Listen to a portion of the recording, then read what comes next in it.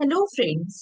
Welcome back to my channel economics with Deepti. आज की class में मैं आपके साथ डिस्कस करूंगी इनइक्वालिटीज इन इनकम डिस्ट्रीब्यूशन, या आप इस टॉपिक को एज इनकम इनइक्वालिटी देख सकते हैं। अब इनइक्वालिटीज इन इनकम डिस्ट्रीब्यूशन की अगर हम बात करें तो इस टॉपिक पे हमारा मेजर फोकस किन चीजों में होना चाहिए। आज की क्लास में हम क्या क्या चीजें पढ़ेंगे, सबसे पहले वो चीज देख लेते हैं। नंबर वन, आप लोगों को कॉजेज ऑफ इनकम इनइक्वालिटी के बारे में पता होना चाहिए। Causes of income inequality. Number two, इस टॉपिक की बात करें तो यहाँ पे हम लोगों को क्या पढ़ना होता है? Measures of income inequality. Measures of income inequality. और इसमें इन मेजर्स ऑफ इनकम इनइक्वालिटी में जो हमारे पास दो बहुत इंपॉर्टेंट मेजर्स हमें देखने होते हैं, number one is the Lorenz curve and number two is the Gini coefficient. हो सकता है एग्जामिनर लॉरेंस कर्व और गिनी कोफिशिएंट से आपको डायरेक्ट क्वेश्चन पूछे। ठीक है, इसके अलावा भी कुछ और मेजर्स ऑफ इनकम इनइक्वालिटी है, जैसे रेंज हो गया, पाल्मा रेशो होगी, ठीक है, काजनेट्स रेशो होगी। वो सारा भी मैं आपको डिस्कस करूंगी, लेकिन ओवरऑल जो दो में हमें बहुत ज्यादा फोकस करके पढ़ना होता है that is the Lorenz curve and Guinea coefficient. इसके बाद हम लोग क्या देखेंगे? काजनेट्स इन्वर्टेड यू शेप कर्व। अब जो कर्जनेट्स इन्वर्टेड यू शेप कर्व है, ये मैं आपके साथ कल की क्लास में डिस्कस करूंगी। ठीक है, तो आज की क्लास में मैं आपके साथ क्या ओवरऑल डिस्कस करूंगी? इनकम इनइक्वालिटी क्या होता है, causes of income inequality, what are the measures for calculating income inequality, and particularly हम क्या डिस्कस करेंगे? लॉरेंस कर्व, गिनी कोफिशिएंट, और लास्टली कल के लेक्चर में Kuznets inverted U shape curve आपके साथ मैं डिस्कस करूंगी। अभी तक जिन्होंने चैनल को सब्सक्राइब नहीं किया, आई रिक्वेस्ट कि आप चैनल को सब्सक्राइब कर लें, सो दैट आपको हर लेक्चर का पता चले कि आज का लेक्चर हमारा अगर कोई भी नया लेक्चर आता है तो आप लोगों को पहले ही पता चल जाए नोटिफिकेशन के थ्रू। और साथ ही आप मेरा Telegram channel economics with Deepti को भी ज्वाइन कर लें। उसका लिंक मैं आपको कमेंट बॉक्स में प्रोवाइड कर लूंगी। तो इकोनॉमिक्स विद दीप्ति को ज्वाइन करिए, सो दैट आपका यहाँ पे अगर टेलीग्राम चैनल पे कोई भी अपडेट आता है आपको वो भी टाइमली मिलता रहे। And this is the brief introduction about me, आप यहाँ पे देख सकते हैं। अब यहाँ पे जब हम इनकम इनइक्वालिटी की बात करते हैं तो आप लोगों को एक आइडिया होगा व्हाट इज इनकम इनइक्वालिटी। ठीक है, एक एग्जाम्पल से समझाने की कोशिश करती हूँ। लेट्स से हमारे पास 100 रुपीज है। हमारे पास जो 100 रुपए हैं उसको आपको डिवाइड करना है 10 लोगों के बीच में। 100 रुपीज को डिवाइड करना है आपको अमंग द 10 पीपल। ठीक है, तो जब मैं 100 रुपए में से लेट से पहले मैंने डिवाइड किए 20 रुपीज, 20 रुपीज मैंने 8 लोगों को दे दिया। 8 लोगों के पास कितने रुपए हैं? 20 रुपए। लेकिन अब आपने क्या किया? अब आपने जो रिमेनिंग कितना बचा, 80 रुपीज, 80 रुपीज को जो बाकी लोग हैं, 2 लोग, आपने उनको दे दिए। तो यहाँ पे जो 80 रुपीज है वो किसको मिले? जो रिमेनिंग 2 लोग रह गए हैं। अब यहाँ पे 80 रुपीज हम लोगों ने किस तरीके से 100 रुपीज को डिस्ट्रीब्यूट किया? 80 दे दिए 2 लोगों को, और जो हमारे 20 रुपीज थे वो कितने लोगों को मिले? 8 लोगों को। तो अगर मैं आपसे पूछूं इनकम पर हेड, इनकम पर हेड हम कैसे निकालेंगे? 80 रुपीज डिवाइडेड बाय 2। और यहाँ पे हम लोगों ने कैसे निकाले? 20 रुपीज डिवाइडेड बाय 8। तो यहाँ पे 80 डिवाइडेड बाय 2 दैट इज 40 रुपी पर हेड। तो यहाँ पे 9th पर्सन को कितने रुपए मिले? 40 रुपीज मिले। और 10th पर्सन को भी कितने रुपए मिले? 40 रुपीज मिलके। अब हमारे पास 40 40। लेकिन अगर मैं आपसे पूछूं ये फर्स्ट पर्सन को कितने पैसे मिले, तो फर्स्ट पर्सन को कितने पैसे मिले आप मुझे कैसे बताएंगे? 20 डिवाइडेड बाय 8। आप ऐसे ही बताएंगे, इट कम्स टू बी 2.5। तो फर्स्ट पर्सन को कितने रुपए मिले? 2.5। आप टू 8th पर्सन को भी कितने पैसे मिले? 2.5 रुपी। लेकिन जब हमने 9th पर्सन की इनकम देखी उसको कितने पैसे मिल रहे हैं? 40 रुपीज। तो फर्स्ट पर्सन और नाइन्थ पर्सन की इनकम में क्या है, एक डिफरेंस है। ठीक है, तो यहाँ पे हमें ओवरऑल क्या दिखाई दिया कि इनकम के बीच में एक डिफरेंस है। यही डिफरेंस की वजह से हम जो टर्म यूज करेंगे इस डिफरेंस के लिए, that is what, that is income inequality. आप क्या टर्म यूज करोगे, इनकम इनइक्वालिटी। ठीक है, अभी मैं आपको डेफिनेशन पढ़ाऊंगी, आपको ज्यादा अच्छे से क्लियर होगा। आप, अगर मैं आपसे पूछूं, हमारे पास एक और ऑप्शन था इस पूरी इनकम को डिस्ट्रीब्यूट करने का। मैं 100 रुपए में से क्या कर सकती थी, 100 रुपए में से 10 लोगों को 10-10 रुपए अगर देती तो हमारे पास क्या हो जाता, हमारे पास एक इवन डिस्ट्रीब्यूशन ऑफ इनकम आती। ठीक है, हर बंदे के पास क्या हो जाता, 10-10 रुपए आ जाते, तो हम लोग क्या बोलते, एक इवन डिस्ट्रीब्यूशन ऑफ इनकम आ जाती। जैसे अगर हम यहाँ पे देखें, फर्स्ट और 10 पर्सन तक हम हर पर्सन को क्या देते, 100 डिवाइडेड बाय 10, दैट इज 10 रुपी पर पर्सन अगर हम देते, तो हम यहाँ पे क्या कहते, एक इवन डिस्ट्रीब्यूशन ऑफ इनकम आ जाती। इवन डिस्ट्रीब्यूशन ऑफ इनकम आती का, जब हम हर पर्सन को क्या देते, 10 रुपए। ठीक है, फर्स्ट पर्सन के पास भी 10 रुपए होते, सेकंड पर्सन के पास भी 10 रुपए होते, थर्ड पर्सन के पास भी 10 रुपए होते, अप टू 10th पर्सन के पास भी 10 रुपए होते। तो हम लोग टर्म यूज करते इवन डिस्ट्रीब्यूशन ऑफ इनकम, या हम इसको क्या बोलते हैं, इनकम इक्वालिटी होती। लेकिन जब हम इनकम इनइक्वालिटी के बारे में बात कर रहे थे, तो यहाँ पे अलग अलग इनकम थी। ठीक है, एक ओवरऑल हमें फर्स्ट और 10th पर्सन के पास सेम इनकम नहीं दिख रही, हमें एक डिफरेंस दिख रहा है इनकम के बीच में। तो यहाँ पे मैंने टर्म क्या यूज की, मैंने टर्म यूज की इनकम इनइक्वालिटी। क्या टर्म यूज की, इनकम इनइक्वालिटी। तो इनकम इनइक्वालिटी अगर आपसे आप कोई पूछे तो आपके दिमाग में क्या आएगा, आपके दिमाग में आना चाहिए अनइवन डिस्ट्रीब्यूशन ऑफ इनकम। क्या आएगा, अनइवन डिस्ट्रीब्यूशन ऑफ इनकम। ठीक है, तो आप डेफिनेशन पढ़ेंगे तो थोड़ा ज्यादा क्लियर होगा, please read the definition. Income inequality refers to the gap in how income is distributed across a population. ठीक है, तो यहाँ पे हम लोग क्या बात कर रहे हैं, अनइवन डिस्ट्रीब्यूशन की। आप, अगर मैं 100 रुपीज की बात करूं, ओवरऑल मैंने तो डिवाइड कर लिया। ठीक है, कि अगर 20 रुपीज 8 लोगों के बीच में डिवाइड है तो 2.5 ऑन एन एवरेज मिल रहा है। लेकिन हो सकता है किसी के पास 5 रुपए जा रहे हैं, किसी के पास 3 रुपए जा रहे हैं, किसी के पास 7 रुपए जाएंगे, किसी के पास 1 रुपए जा रहा है। तो यहाँ पे आपको क्या दिख रहा है, ओवरऑल अनइवन डिस्ट्रीब्यूशन। किसी के पास 30 रुपीज जा रहे हैं, किसी के पास 50 रुपीज जा रहे हैं। ठीक है, कुछ भी हो सकता है। तो हम यहाँ पे क्या बात कर रहे हैं कि इनकम एक तरीके से डिस्ट्रीब्यूट नहीं की जा रही। इनकम किस तरीके से डिस्ट्रीब्यूट की जाएगी, अनइवन डिस्ट्रीब्यूट की जाएगी। ठीक है, तो अगर परफेक्ट डिस्ट्रीब्यूशन ऑफ इनकम होती तो 100 रुपए 10 लोगों के बीच डिवाइड कैसे किए हमने, 100 डिवाइडेड बाय 10, मतलब हर पर्सन को अगर 10 रुपए मिलते तो हम क्या कहते, परफेक्ट इनकम इक्वालिटी है। There is no inequality, but क्या है, परफेक्टली इक्वल डिस्ट्रीब्यूशन होता। ठीक है, तो आपको ये समझ आया, आई होप आपको डेफिनेशन समझ आया। जब हम इनकम इनइक्वालिटी की बात करते हैं तो कुछ कॉजेज होंगे बिहाइंड द इनकम इनइक्वालिटी। तो क्या क्या कॉजेज है वो भी हमें पता होना चाहिए। ठीक है, अब यहाँ पे जब हम कॉजेज की बात करेंगे तो सबसे पहले जो कॉज आता है that is economic growth and globalisation. In fact मैं आपके साथ जब Kuznets inverted U shape curve discuss करूंगी तो वहां पे आप लोगों को इकोनॉमिक ग्रोथ और ग्लोबलाइजेशन के बारे में हम डिटेल में डिस्कस करेंगे। लेकिन आपको यहाँ पे इकोनॉमिक ग्रोथ और ग्लोबलाइजेशन के बारे में एलपीजी रिफॉर्म्स पता है सबको। ठीक है, एलपीजी रिफॉर्म्स 1991 के बाद आप लोगों ने सुना होगा कि इकोनॉमी में एलपीजी रिफॉर्म्स आए, जहां पे हम किसकी बात करते हैं, लिबरलाइजेशन, प्राइवेटाइजेशन एंड ग्लोबलाइजेशन की बात करते हैं।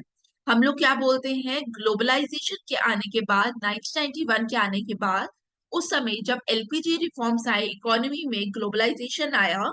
ठीक है, जी स्टैंड फॉर ग्लोबलाइजेशन। उसके बाद क्या हुआ, उसके बाद यहाँ पे क्या हुआ, कंपनीज आई, एमएनसीज आई इंडिया के अंदर। जब इंडिया के अंदर एमएनसीज आई तो एमएनसीज ने किसको हायर करना स्टार्ट किया? स्किल्ड लेबर को हायर करना स्टार्ट किया। अब स्किल्ड लेबर को हायर करना स्टार्ट किया तो यहाँ पे जो अनस्किल्ड लेबर्स थे उनके उनके लिए जॉब्स कम होती गई और स्किल्ड लेबर के लिए जॉब बढ़ती गई। और स्किल्ड लेबर की जब जॉब्स बढ़ी तो यहाँ पे income of the skilled labour increase किया और income of the unskilled labour क्या होना स्टार्ट हो गया? फॉल होना स्टार्ट हो गया। जिस बंदे के पास स्किल ही नहीं थी, कंप्यूटर चलाना जिसको नहीं आता था, लेट्स से एक एग्जांपल लें, तो उसको इनकम अब मार्केट के अंदर वो जॉब लेने जाएगा, उसको इनकम कम मिलेगी। ठीक है, जैसे आज की एग्जांपल भी लें तो अगर किसी को कोडिंग आती है, किसी को एआई टूल्स आते हैं, तो उसके लिए जॉब लेना आसान हो जाएगा मार्केट में, उसको इनकम अच्छी मिलेगी मार्केट में। लेकिन वहीं पे एक पर्सन है जिसको एआई नहीं आता, जिसको कोडिंग नहीं आती, उसके लिए जॉब फिच करना आज की डेट पे मुश्किल हो रहा है। तो उसी तरह तो हम लोग क्या बोलते हैं कि जब भी इकोनॉमी में ग्लोबलाइजेशन आती है, ग्रोथ होती है, जब एमएनसी आई तो ग्रोथ तो हुई, तो ग्रोथ तो हो रही है, लेकिन उस समय क्या हो रहा है इकोनॉमी के अंदर? इनकम जो है वो वहां पे एक गैप आ रहा है। मतलब स्किल्ड लोगों की इनकम बढ़ रही है, स्किल्ड लोग अमीर बन रहे हैं, लेकिन जो इकोनॉमी के अंदर अनस्किल्ड लोग हैं वो क्या हो रहे हैं? वो गरीब बन रहे हैं, उनकी इनकम फॉल कर रही है। यही एक एक कुछ लोगों की इनकम जब इंक्रीज कर रही है और कुछ लोगों की इनकम जब फॉल कर रही है, तो इस गैप को हम क्या बोलेंगे? इस गैप को हम बोलेंगे इनकम इनइक्वालिटी। क्या बोलेंगे आप? Income inequality. क्लियर? तो आप लोगों को समझ आया इकोनॉमिक ग्रोथ और ग्लोबलाइजेशन का किस तरीके से लिंक है विद इनकम इनइक्वालिटी? आप क्या बोलेंगे? आप एग्जाम्पल दे सकते हैं, आप इनफैक्ट कोट करें एलपीजी रिफॉर्म्स को। Clear? Number two, technological advancement. अब यहाँ पे जब हम टेक्नोलॉजिकल एडवांसमेंट की बात करेंगे, आप इसी पॉइंट का एक्सटेंशन समझ सकते हैं इस पॉइंट को। आप बोलेंगे जब भी टेक्नोलॉजी इंप्रूव करती है, ठीक है, जैसे आप एआई की एग्जांपल दे, तो डिमांड किसकी जनरेट हो रही है? डिमांड जनरेट हो रही है हाईली स्किल्ड लेबर की। जब हाईली स्किल्ड लेबर की डिमांड जनरेट हो रही है इकोनॉमी के अंदर, तो इनकम किसकी इंक्रीज होगी? इनकम इन्हीं लोगों की इंक्रीज होगी। But the income of the low skilled people क्या होगी? फॉल करेगी, उनको जॉब्स नहीं मिल रही। अगर मिलेगी भी तो कम रेट्स पे जॉब मिलेगी। तो आप इसको इस तरीके से एक्सप्लेन कर सकते हैं। Number three, education and skill level. आपको कितनी अच्छी एजुकेशन मिली, आपके स्किल सेट कितना अच्छा है, वो मैटर करेगा। क्लियर?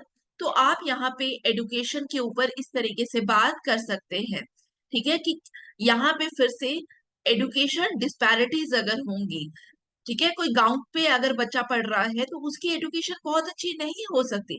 आजकल बहुत कोर्सेज है, ठीक है, वो एक सेपरेट टॉपिक है, लेकिन आप बोल सकते हैं जो फार फ्लंग एरिया में बच्चा पढ़ रहा है, जिसके पास रिसोर्सेज नहीं है, उसको उसकी एजुकेशन को हम कंपेयर नहीं कर सकते एक आईआईटीएन की एजुकेशन से। एक डीयू में बच्चा पढ़ रहा है उसकी एजुकेशन से उस चीज को हम कंपेयर नहीं कर सकते। तो एजुकेशन डिस्पैरिटीज है जिसकी वजह से अगर कोई डीयू का बच्चा मार्केट में जॉब लेने जाता है, उसको अच्छी वेजेस मिलेगी, अच्छी सैलरी मिलेगी। लेकिन एक्स वाई जेड कोई कॉलेज है, ठीक है, बहुत फार फ्लंग एरिया में कोई एक्स वाई जेड कॉलेज है, क्या हम इसको इसका स्किल सेट और इसका स्किल सेट कंपेयर कर सकते हैं? नहीं कर सकते। दैट्स वाई अगर स्किल सेट कंपेयर नहीं हो सकता, इसका स्किल सेट अच्छा है, तो इसको क्या मिलेगा? इसको अच्छी वेजेस मिलेंगी मार्केट में। Number four is the labour market forces. जब हम लेबर मार्केट की बात करते हैं तो हम यहाँ पे bargaining power of the labour पे बात करेंगे। जब आप bargaining power of the labour में बात करेंगे तो दिमाग में क्या आएगा? Trade union. अच्छी ट्रेड यूनियन होगी तो लेबर की बार्गेनिंग पावर भी क्या होगी? हाई होगी।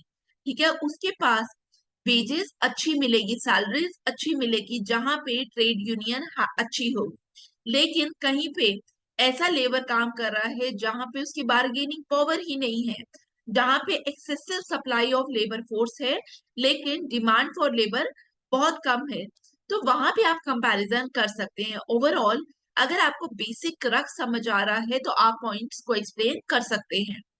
Number five is the government policies. Government policies की बात करें तो यहाँ पे हम बहुत सारी पॉलिसीज की बात कर सकते हैं। यहाँ पे नंबर वन अगर हम बात करें, हम टैक्सेशन पॉलिसीज की बात कर सकते हैं। ठीक है। अब टैक्स में आपको पता होगा प्रोग्रेसिव टैक्स होता है, रिग्रेसिव टैक्स होता है।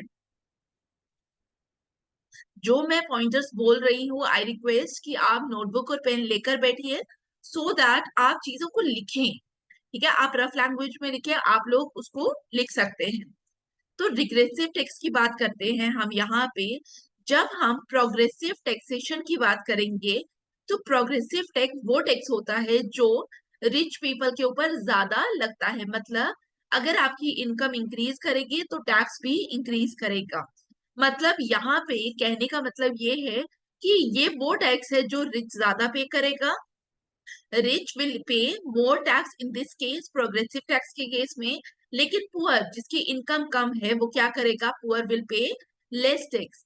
अगर इस तरीके का टैक्स है, प्रोग्रेसिव टैक्स है, तो इनकम इनइक्वालिटी कम होगी। क्या होगा, इनकम इनइक्वालिटी कम होगी।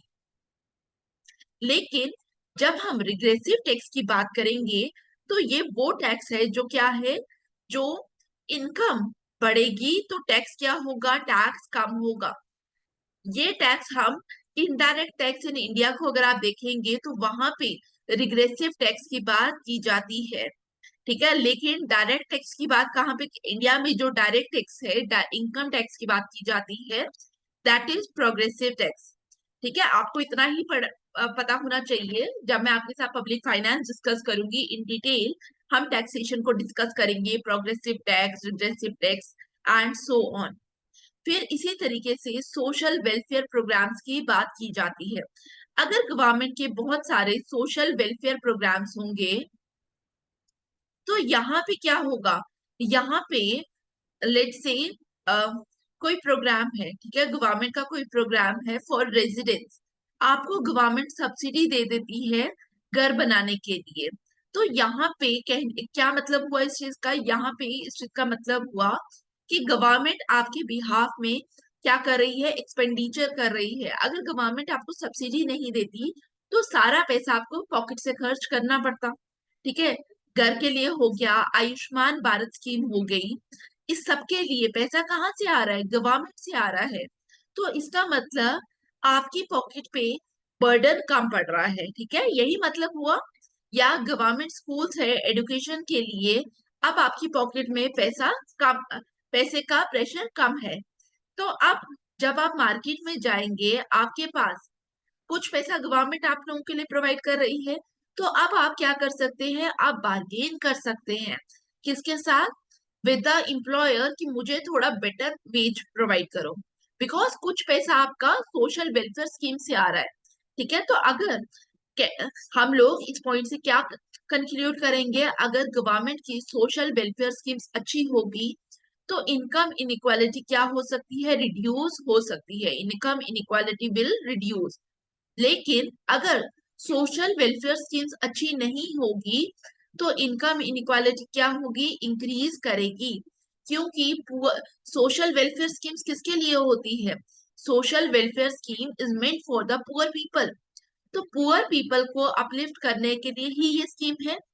तो पहले पुअर आपका यहाँ पे था और रिच आपका यहाँ पे था, लेकिन थ्रू सोशल वेलफेयर स्कीम आपको हो सकता है यहाँ पे आ गया।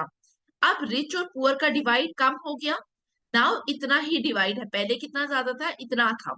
तो आप यहाँ पे ये बोल सकते हैं कि अगर सोशल वेलफेयर स्कीम्स अच्छी होगी तो इनइक्वालिटी विल रिड्यूस। लेकिन अगर सोशल वेलफेयर स्कीम्स अच्छी नहीं होगी तो इनइक्वालिटी क्या होगी, will increase. Number 6 is the wealth distribution. अगर पैसा आपका 20% पीपल के पास है, ठीक है, 80% पीपल जो है वो गरीब है, लेकिन जो वेल्थ है वो किसके हाथ में है, मेजरली 20% पीपल ऑफ इंडिया के हाथ में या किसी भी कंट्री के हाथ में है। तो यहाँ पे इनइक्वालिटी हमें दिख रही है, बट यहाँ पे इनइक्वालिटी का रीजन क्या है, वेल्थ। जो पुश्तैनी वेल्थ है वो किसके हाथ में है, 20% लोगों के पास है। तो यहाँ पे जो ये 20% पीपल है, ये क्या कर सकते हैं, ये कैपिटल पे इन्वेस्ट कर सकते हैं, जब ये कैपिटल पे इन्वेस्ट करेंगे, बिजनेसेस में इन्वेस्ट करेंगे, ज्यादा पैसा फिर से घूम फिर के किसके पास आएगा? In the form of profit. वापिस से कौन पैसा अर्न करेगा? वापिस से यही 20% लोग अर्न करेंगे, यही करेंगे। तो यहाँ पे हम लोग क्या बात करेंगे?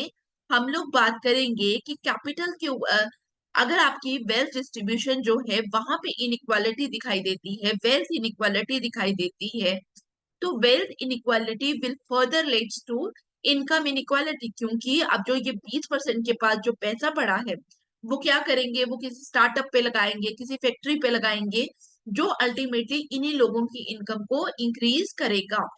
Last one is the demographic factor. अगर आप डेमोग्राफी की बात करें, demography is the study of population. In fact आपने स्टैटिस्टिक्स में भी पढ़ा होगा about the demographic, vital statistics में आपने डेमोग्राफी के बारे में पढ़ा होगा।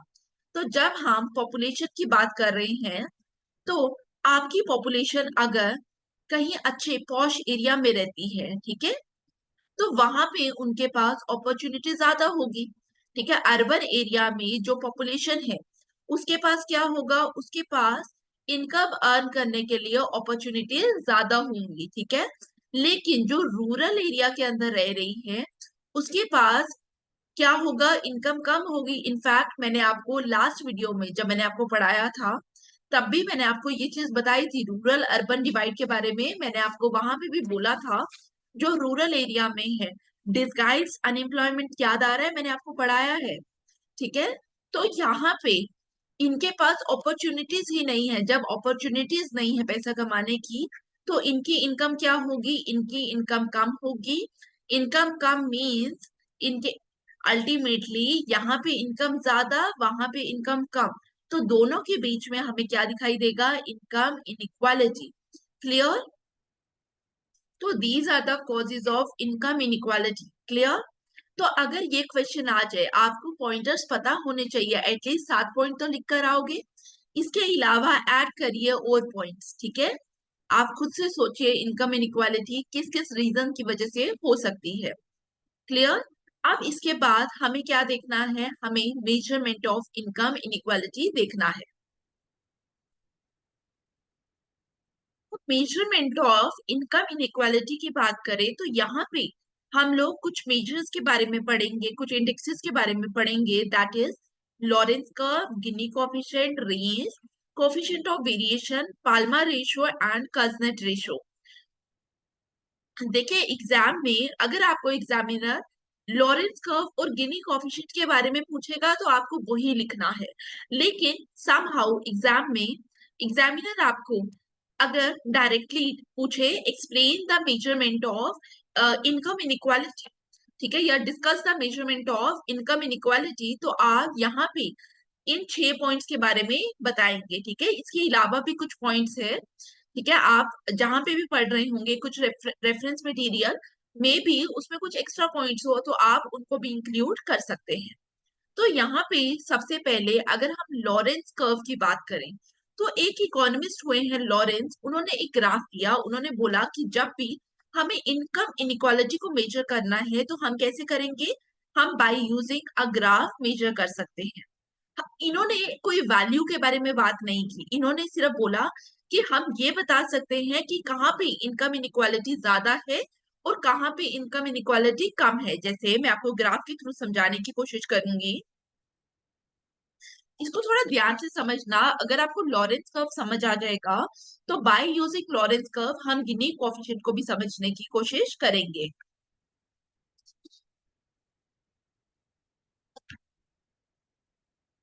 पहले आप समझ लेना, फिर आप ड्रॉ करना।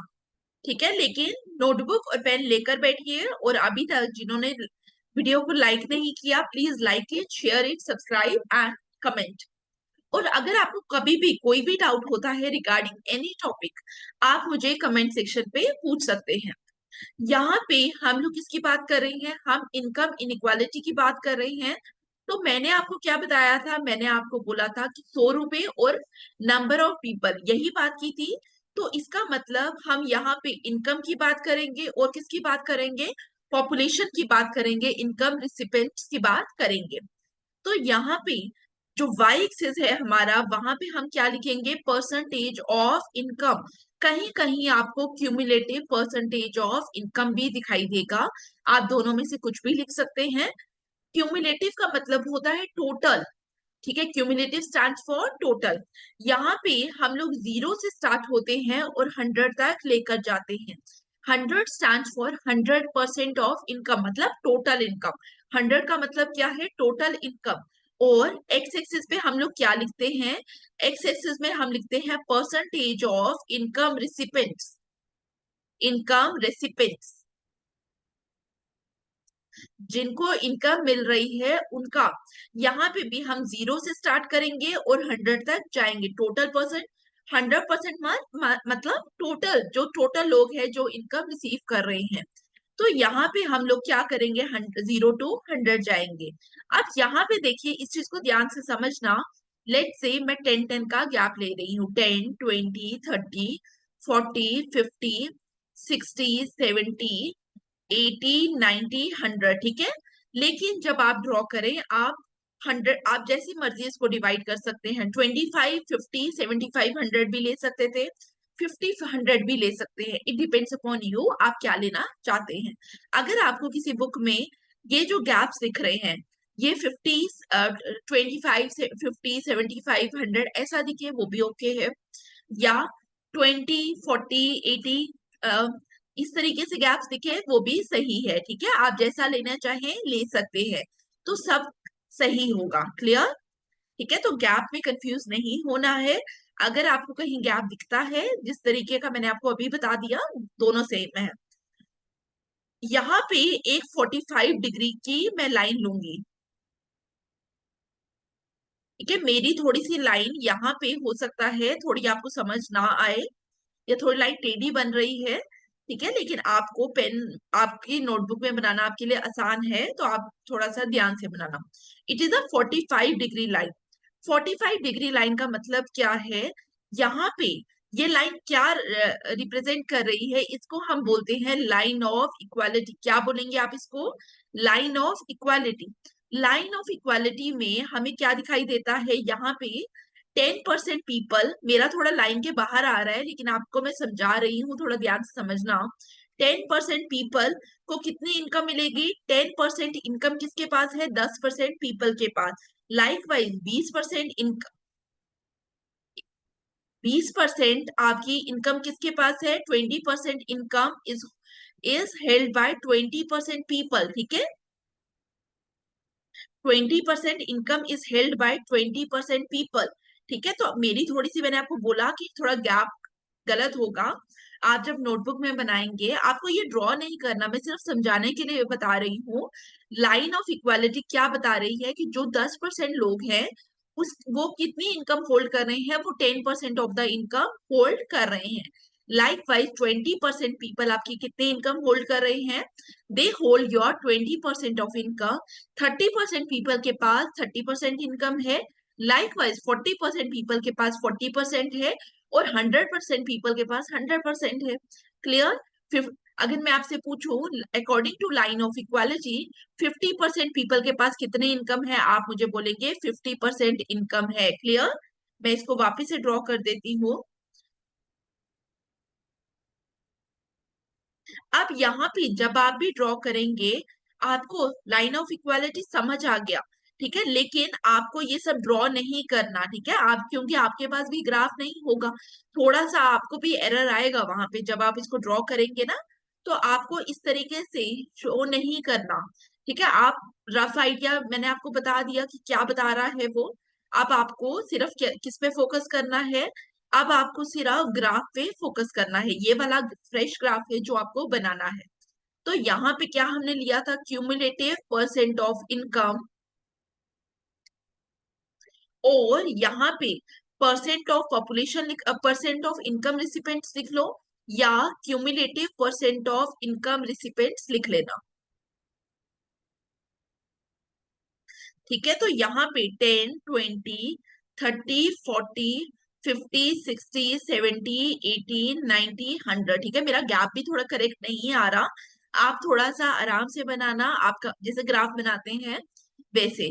लाइकवाइज 10, 20, 30, 40, 50, 60, 70, 80, 90, 100। ठीक है, अब आपको समझ आ गया लाइन ऑफ इक्वालिटी क्या डिनोट कर रही है। लाइन ऑफ इक्वालिटी डिनोट करती है आपका क्या, कि यहाँ पे परफेक्ट इनकम इक्वालिटी है। क्या डिनोट कर रही है? Perfect income equality. ये मैं आपकी समझाने के लिए लिख रही हूँ, ये आपको लिखने की जरूरत नहीं है, लेकिन रफ में लिख लेना कहीं पे भी।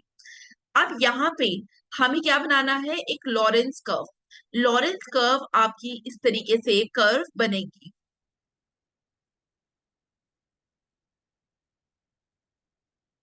लॉरेंस कर्व आपकी इस तरीके से एक कर्व बनेगी। हम इसको क्या बोलते हैं? It is known as Lorenz curve. Lorenz curve और आपका जो ये लाइन ऑफ इक्वालिटी के बीच में जितना ज्यादा गैप होगा, वहां पे हम क्या बोलेंगे? हम बोलेंगे इनकम इनइक्वालिटी उतनी ज्यादा है। जितना gap between the line of equality and the Lorenz curve, उतनी ज्यादा इनकम इनइक्वालिटी होगी आपकी सोसाइटी के अंदर। जैसे अगर मैं आपको इतना ही ड्रॉ करना है, अभी मैं आपके साथ कुछ ग्राफ्स ड्रॉ करूंगी जो आपको सिर्फ समझाने के लिए किए जा रहे हैं, आपको बनाने नहीं। देखिए, अगर मेरा कर्व ये होता, येलो लाइन अगर अब मेरी कर्व होती, तो यहाँ पे आपको क्या दिख रहा है? Gap between the line of equality and the Lorenz curve. Lorenz curve अब शिफ्ट होगी, now Lawrence curve is yellow वाली कर्व। तो गैप कम हो गया। गैप कम होने का मतलब इनकम इनइक्वालिटी रिड्यूस हो रही। गैप कम होने का मतलब क्या है? इनकम इनइक्वालिटी कम हो रही है। गैप और कम कर लीजिए, इनकम इनइक्वालिटी और कम हो रही है। अगर मैं गैप और बढ़ा लूं, तो इनकम इनइक्वालिटी क्या हो रही है? इंक्रीज हो रही है। ठीक है, मैं just a second. Income inequality क्या हो गई? इंक्रीज हो गई। मतलब आपको याद क्या रखना है? Gap between the line of equality and the Lorenz curve अगर ज्यादा होगा, इनकम इनक्वालिटी ज्यादा होगी। अगर गैप कम होगा, इनकम इनक्वालिटी कम होगी। जैसे अगर आप भूटान की बात करो, भूटान में आपको income inequality as compared to India कम दिखेगी। ठीक है, तो यहाँ पे आप इसको बना सकते हैं। मैं दो कर्व्स रखूंगी, बाकी ड्रॉ कर दूंगी।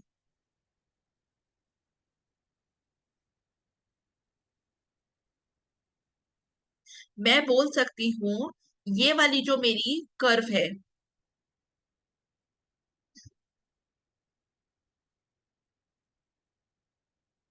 ये वाली जो मेरी कर्व है जो मैं अभी ड्रॉ कर रही हूँ, यहाँ पे क्या है? यहाँ पे क्या हमें दिखाई देगा? इनकम इनइक्वालिटी कम होगी, because the gap between the line of equality and the Lorenz curve कम है। तो ये कर्व हमारी भूटान को रिप्रेजेंट कर रही है। अगर मैं अपनी एग्जांपल लूं भूटान और इंडिया की, और ये जो नीचे वाली स्काई लाइन है, ये हमें क्या बता रही है? कि इनकम इनइक्वालिटी इंडिया के अंदर ज्यादा है। क्लियर? तो यहाँ पे इन कर्व्स की हम बात कर सकते हैं, और थ्रू दीज कर्व्स हम बता सकते हैं अबाउट द इनकम इनइक्वालिटी। लेकिन यहाँ पे हमें क्या एग्जैक्ट इनकम इनइक्वालिटी के बारे में पता चलता है? नहीं पता चलता। हमारे पास क्या कोई नंबर आ रहा है? नहीं आ रहा। तो यहाँ पे हमारे पास प्रिसीजन नहीं आता। क्लियर? आप इसी को एक नंबर के लिए हम किसको यूज करेंगे? To obtain a particular number हम क्या यूज कर रहे हैं? कौन सा इंडेक्स यूज कर रहे हैं? We are using the index of Gini coefficient. क्या यूज करेंगे? Gini coefficient. अब गिनी कोफिशिएंट की अगर हम बात करें, तो गिनी कोफिशिएंट को हम लोग क्या कहते हैं? It is also known as Gini index और गिनी रेशो। क्या कहोगे आप इसको? गिनी इंडेक्स और गिनी रेशो। अब यहाँ पे हम लॉरेंस कर्व को ही यूज करते हैं। वापिस से लॉरेंस कर्व की तरफ जाते हैं। ठीक है, एक कर्व मैं मिटा देती हूँ और एक कर्व रख लेते हैं। अब यहाँ पे हम लोग क्या करेंगे? यहाँ पे ये जो शेडेड एरिया है, हम इसको मार्क कर देते हैं एज ए, और इसको मैं मार्क कर देती हूँ BCD। ठीक है, तो हम गिनी कोफिशिएंट में क्या बोलते हैं? अगर हमें गिनी कोफिशिएंट निकालना है, वो कैसे कैलकुलेट करते हैं? शेडेड एरिया ए, ये वाला, divided by area of triangle. कौन सा ट्राइंगल? ये वाला। जो लाइन ऑफ इक्वालिटी के नीचे वाला ट्राइंगल है ना, that is triangle B C D divided by total area B C D, हमारे पास क्या आ जाएगा, it represent the Gini coefficient. तो गिनी कोफिशिएंट आप कैसे निकालेंगे, आप निकालेंगे by using Lorenz curve. Lorenz curve में जो area between the line of equality and the shaded and the Lorenz curve, that is shaded area A. ठीक है, अगर बुक में कहीं लिखा हो शेडेड एरिया, एक ही जगह इन्होंने लिखा हो area between line of equality and Lorentz curve divided by total area BCD, तो भी गलत नहीं होगा। ठीक है, इनफैक्ट जो मैं ये चीजें आपको बताती हूँ, काफी लोग आप में से ऑब्जेक्टिव के लिए प्रिपेयर कर रहे होंगे, नेट एग्जाम के लिए प्रिपेयर कर रहे होंगे, तो मे बी इस तरीके से ट्विस्ट करके पूछा हो। ठीक है, तो कंफ्यूज नहीं होना, ये मत सोचना मैंने आपको क्लास में नहीं पढ़ाया था। ठीक है, तो मैंने आपको बता दिया area between line of equality and the Lorenz curve हो, या उन्होंने ये फिगर दी हो और आपको लिखा हो Lawrence curve, sorry shaded area ए, तो दोनों चीजों का मतलब सेम है। ठीक है, तो यहां से आपको क्या मिल जाएगा, आपको गिनी कोफिशिएंट की वैल्यू मिल जाएगी। अब जब भी हम गिनी कोफिशिएंट की वैल्यू निकालेंगे, तो ये वैल्यू 0 हो सकती है या ये वैल्यू 1 हो सकती है। 0 अगर हम इस कर्व में देखें, 0 का मतलब क्या है कि यहाँ पे जो शेडेड एरिया है वो है ही नहीं। शेडेड एरिया अगर 0 होगा, ठीक है, तो आपकी ओवरऑल गिनी कोफिशिएंट की वैल्यू 0 हो जाएगी, मतलब मेरा न्यूमरेटर 0 हो, तो ये पूरा जो गिनी कोफिशिएंट था वो 0 हो जाएगा। तो इसका मतलब क्या है, अगर मैं आपको इसको दिखाने की कोशिश करूं, जस्ट अ सेकेंड,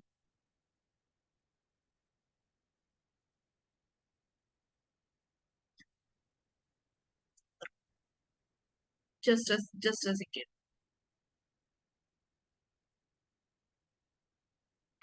अगर ये वाली जो मेरी कर्व है, ठीक है, अगर मैं इसको हटा दूं, ये वाली जो मेरी कर्व है इसको मैं हटा दूं,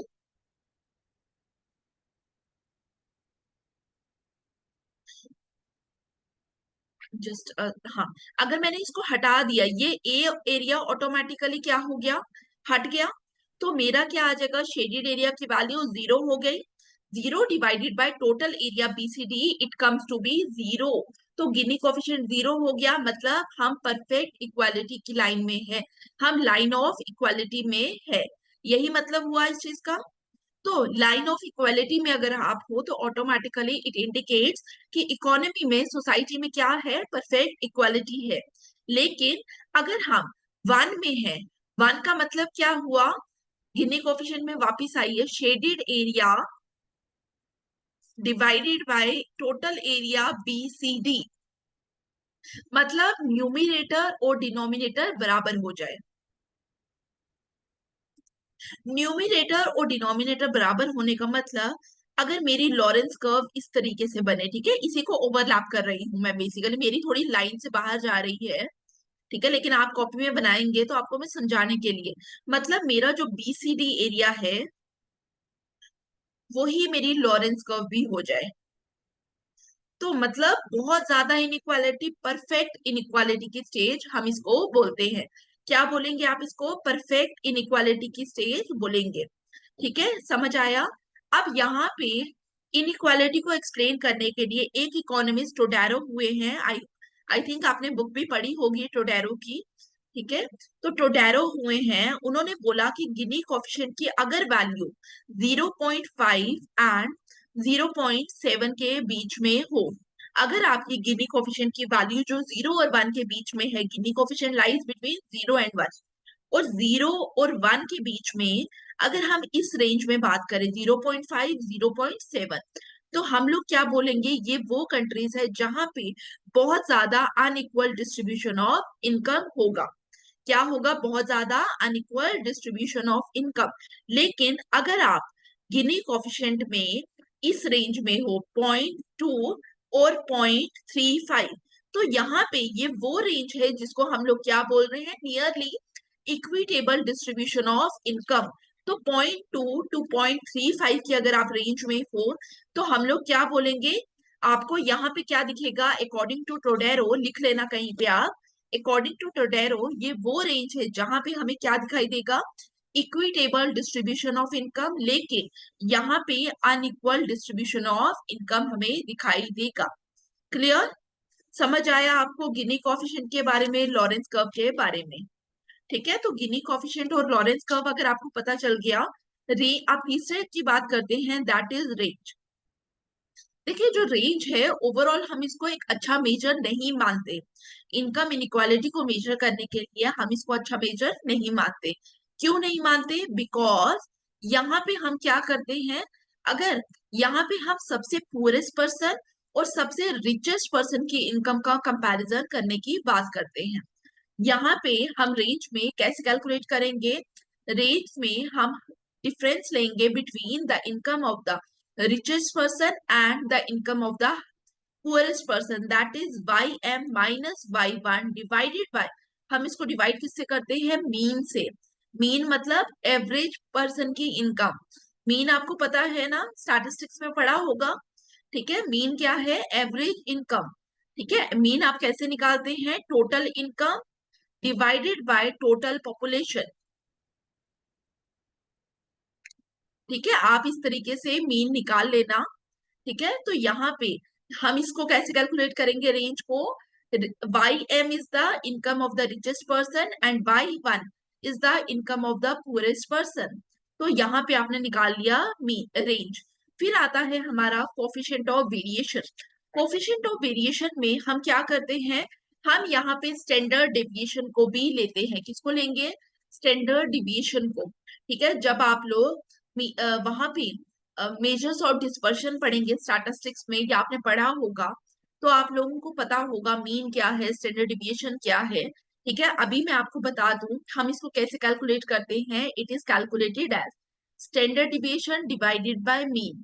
ठीक है, अब कहीं कहीं आपको इसका फॉर्मूला ये दिखेगा, 1/म्यू 1/n सिग्मा समीशन एक्स आई माइनस एक्स बार स्क्वायर। ये फॉर्मूला जिसको नहीं पता, ठीक है, आप में से कुछ हो सकता है जिनको मैथमेटिकल एरिया के अंदर प्रॉब्लम आती हो, उनको मैं ये फॉर्मूला समझा देती हूँ। देखिए, स्टैंडर्ड डिविएशन की अगर हम बात करें, स्टैंडर्ड डिविएशन को आप डिनोट करेंगे सिग्मा से। It is equal to root of 1/n summation x I minus x bar square. ठीक है, ये फॉर्मूला है स्टैंडर्ड डिविएशन का। ठीक है, या आपको वेरिएंस का फॉर्मूला पता होगा, sigma square is equal to 1/n X I minus x bar square.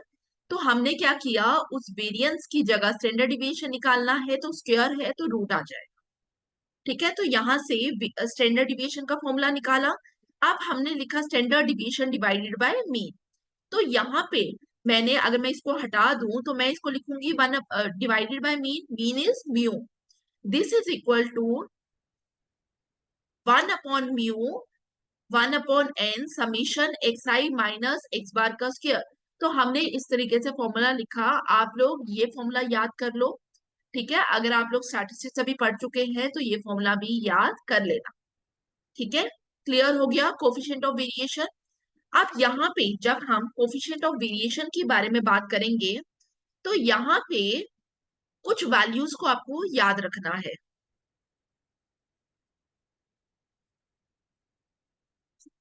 अगर आपके कोफिशिएंट ऑफ वेरिएशन की वैल्यू ज्यादा होगी, कोफिशिएंट ऑफ वेरिएशन की वैल्यू अगर क्या होगी, हाई होगी। हाई वैल्यू इंडिकेट्स क्या करता है?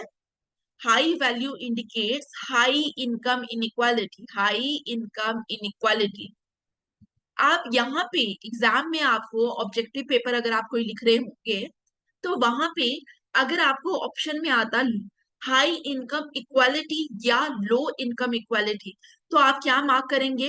अगर high value of coefficient of variation implies high income inequality and low income equality, याद रखना इसको। उसी तरीके से अगर हमारा कोफिशिएंट ऑफ वेरिएशन की वैल्यू लो होगी, it indicates high income equality and low income inequality. ठीक है, अपोजिट। क्लियर? अब आता है हमारा पाल्मा रेशो। हाँ, एक पाल्मा रेशो है, एक कजनेट रेशो है। दोनों को ध्यान से समझना। यहाँ पे हम पर्टिकुलर एरियाज में फोकस करते हैं। यहाँ पे हम रिचेस्ट पीपल लेकिन कौन से रिचेस्ट पीपल, 10% जो रिचेस्ट पीपल है सोसाइटी के अंदर हम उनको देखेंगे, और 40% किसको, पुअरेस्ट पीपल। हम इन दोनों का कंपैरिजन करते हैं किसमें, पाल्मा रेशो में। रिचेस्ट 10% पीपल और पुअरेस्ट 40% पीपल के बारे में बात करते हैं। तो यहाँ पे हम लोग क्या करेंगे, हमने क्या बोला, ratio. It is the ratio of the income received by these 10% people, जो richest 10% people है, and the poorest 40% people। तो रीड कर लो। The Palma ratio is a relatively new metric used to analyze income inequality and it specifically focus on the gap between the top and bottom income brackets. The Palma ratio compares the share of income received by the richest 10% of the population, that is top decile, decile मतलब 10%, to the share of income received by the poorest 40% of the population, that is bottom 40 size। Clear. अब आपको इसके बारे में ज्यादा समझने की जरूरत नहीं है, याद रखना यहाँ पे हम 10%, जो टॉप 10% पीपल हैं इनकम की टर्म्स में, हम उनका और बॉटम 40% लोगों का कंपैरिजन करते हैं। इसी तरीके से हमारे पास एक कजनेट रेशो है। कजनेट रेशो और आपका जो पाल्मा रेशो है, दोनों ऑलमोस्ट सेम है। यहाँ पे फर्क क्या है, यहाँ पे हम टॉप 20% लोगों की इनकम का कंपैरिजन करते हैं, लेकिन बॉटम वैल्यू सेम रहेगी। बॉटम वैल्यू मतलब बॉटम, सॉरी, हमने क्या किया था अभी, हमने बॉटम 40% लिया था। यहाँ पे हम बॉटम 40% भी ले सकते हैं, बॉटम 20% भी ले सकते हैं। क्लियर। तो ये याद रखना, कजनेट रेशो में आप क्या करते हो, पाल्मा रेशो में क्या करते हो। इनफैक्ट आप में से जो लोग नेट के लिए प्रिपेयर कर रहे होंगे, ठीक है, सेम चीजें आपको नेट में भी काम आएगी। ठीक है, मैं आपके लिए ट्राई करूंगी जल्द ही ऑब्जेक्टिव कोर्स लाने का भी, सो दैट आपको यहाँ पे नेट की भी प्रिपरेशन आपकी एक ही कोर्स में होती रहे। ठीक है, क्योंकि हमें चीजें वैसे ही पढ़नी होती है। कजनेट रेशियो की बात करें, the Kuznets ratio named after economist Simon Kuznets is a specific way to measure income inequality by measuring incomes of two extreme segments of our population. It compares the income share of the highest earner, that is the top for 20%। लेकिन हमने वहां पे Palma ratio में क्या किया था, top 10%। ठीक है, लेकिन यहाँ पे हम क्या कर रहे हैं, top 40%, top 20% to the share of lowest earner, that is usually the bottom 20% और 40%। फिर कैलकुलेशन आप निकाल सकते हैं। It is a simple ratio calculating by dividing the share of income going to the top percentile by the share going to the bottom percentile, या हम top 20% को divide करते हैं टॉप 20% से, सॉरी बॉटम 20% से। अगर कई बार हम टॉप 20% को डिवाइड करते हैं बॉटम 40% से, लेकिन यहाँ पे आप 40% को भूल जाइए, आप यहाँ पे टॉप बॉटम 20% ही लिखिए। ठीक है, एक ही लिखना। क्लियर, यहां तक समझ आया। ठीक है, मेजर समझ आए, और मैं आपको वापस से बोलूंगी लॉरेंस कर्व और गिनी कोफिशिएंट पे याद रखना कि लॉरेंस कर्व में आपको क्या करना है, गिनी कोफिशिएंट में आपको क्या करना है। मेजर फोकस उन चीजों में रखना, कजनेट रेशो, पाल्मा रेशो। ठीक है, ये चीजें आप लोग देखना for net exam, specifically net exam के लिए फोकस उस पे करना। अब यहाँ पे इनकम इनइक्वालिटी पे आपका एक चीज रह गई, that is Kuznets inverted U shape curve. वो मैं आपके साथ कल की क्लास में डिस्कस करूंगी। इसका लिंक मैं आपको टेलीग्राम चैनल पे, हर वीडियो का लिंक मैं प्रोवाइड कर देती हूँ। ठीक है, तो टेलीग्राम चैनल ज्वाइन करिए, अभी तक जिन्होंने ज्वाइन नहीं किया ज्वाइन करिए। साथ ही अपने फ्रेंड्स के साथ भी शेयर करिए टेलीग्राम चैनल और economics with Deepti YouTube channel, दोनों का लिंक शेयर करिए। ठीक है, सो दैट मैक्सिमम लोगों को बेनिफिट हो सके। इस कोर्स का फ्री कोर्स है, ज्वाइन करिए। ठीक है, और साथ ही यहाँ पे यूपीएससी इकोनॉमिक्स ऑप्शनल का एक प्रॉपर कोर्स लेकर आई हूँ मैं आप लोगों के लिए। फ्री कोर्स है, टोटली फ्री है। ठीक है, आपको सिर्फ लाइक करना है, शेयर करना है, कमेंट करना है, और चैनल को ज्यादा से ज्यादा लोगों के पास शेयर करना है, सो दैट मेरे को मोटिवेशन मिल सके कि यहाँ पे नई से नई वीडियो लाने की। ठीक है, तो क्लास यहीं पे खत्म करती हूँ। Thank you for watching and see you in the next class.